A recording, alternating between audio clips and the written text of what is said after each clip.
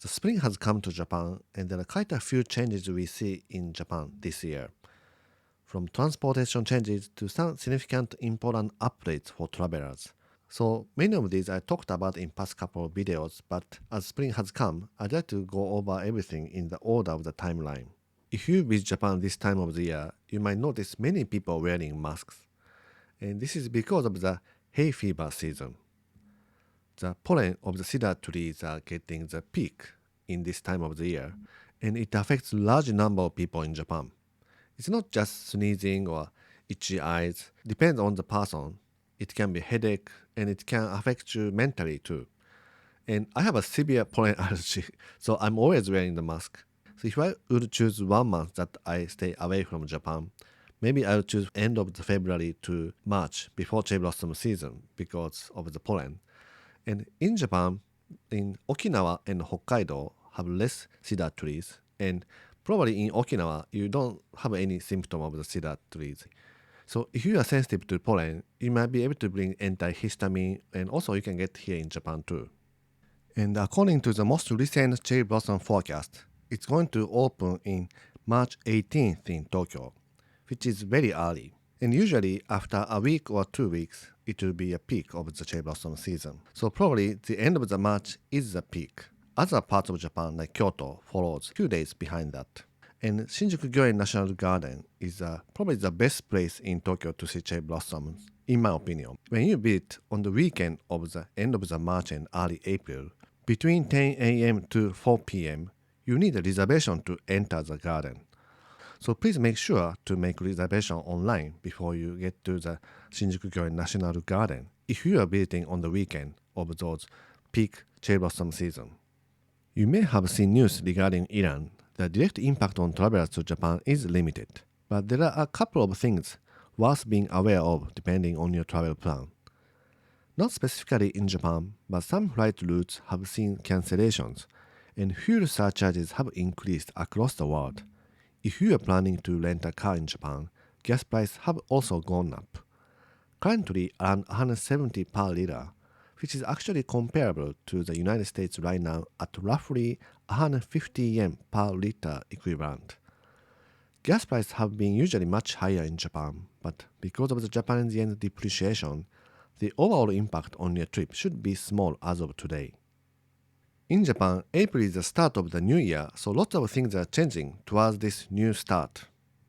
From today, March 14th, JR and several other train lines across Japan have raised their fares. The increases are big for residents, but might not be that noticeable for travelers unless you stay long. Also, there are some significant changes to the rail passes starting today. Hokuriku Arch Pass has gone up from 30,000 yen to 35,000 yen for a 7 days pass.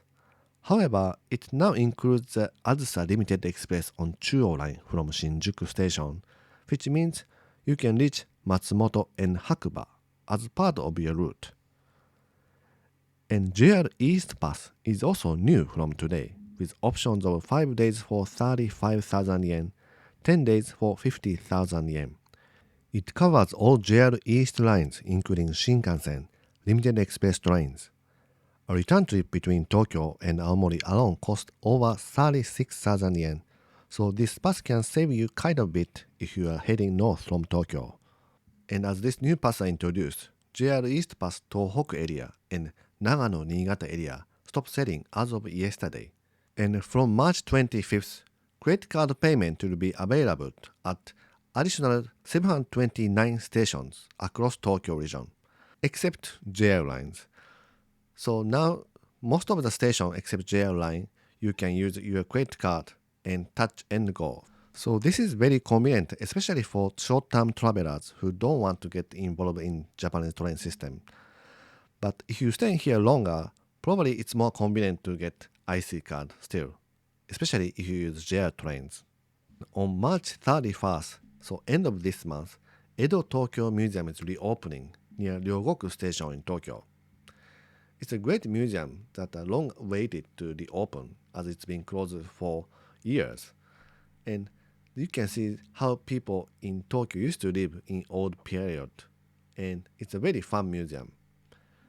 On the March 31st, there are lots of events and lots of festival inside. So the website says, please come on March 31st. So if you are staying here for Cherry Blossom in Tokyo, maybe it's a good opportunity to visit. And from April 1st, accommodation tax will be introduced to stay at Hokkaido. From 100 yen to 500 yen will be charged per person per night, depends on the rate of the hotel. And Kyoto, which has accommodation tax already, will increase its accommodation tax as of March 1st. And probably more people visit Kyoto, so if I explain a little more in details, for example, if I stay at 50,000 yen hotel in Kyoto by myself, it will be 4,000 yen will be charged. 4,000 yen accommodation tax will be charged when I check out, because usually accommodation tax is not included in the price I make reservation. But in case I stay at the 50,000 yen hotel with someone else, so total 2 people, it's considered that 25,000 yen per person. So accommodation tax would be 1,000 yen. So total 2,000 yen will be charged at the time of the checkout. And Kyoto City is a part of the Kyoto Prefecture, and this is the Kyoto City's accommodation tax. So in case you visit other parts, like Kyoto by the seaside, like Amano Hashirate, Maizuru, you don't get charged this accommodation tax. And in Okinawa, this accommodation tax will be introduced in February 2027. And if you are getting JR Pass from this April 1st, you can receive the pass at the machine that has a new function that reads your entry stamp to the country. And this machine will be located in the major stations in Tokyo and airport locations. On July 1st, 2026, departure tax will increase. Currently, everyone departing Japan pays 1,000 yen departure tax, which might not be noticeable as it's included in the ticket price. But from July 1st, this will increase to 3,000 yen.